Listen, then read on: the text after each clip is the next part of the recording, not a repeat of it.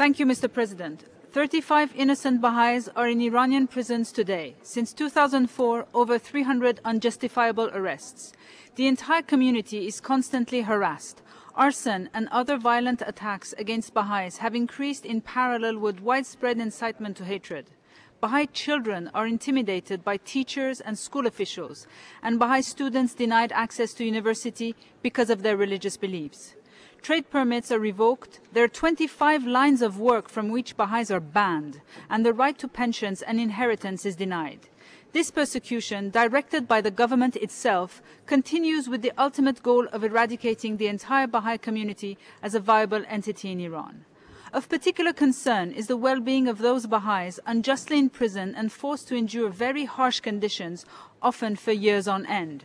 This is the case of the 7 Baha'i leaders who have been held in Section 209 of Evin prison for over 2 years, facing baseless charges and living each day under intolerable stress.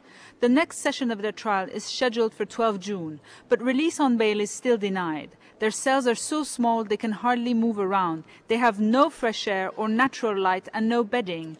Contact with their loved ones is limited, often as little as 10 minutes per week. Of course, this situation has affected their health. 3 young Baha'is in Shiraz, unjustly imprisoned in 2007, are serving their sentences in temporary holding cells. There is no furniture, and for years these prisoners have been forced to sit and sleep on the floor. They have all developed chronic back pain as a result.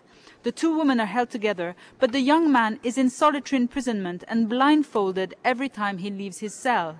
These individuals, indeed the entire Baha'i community of Iran, have only sought the well-being and prosperity of their nation.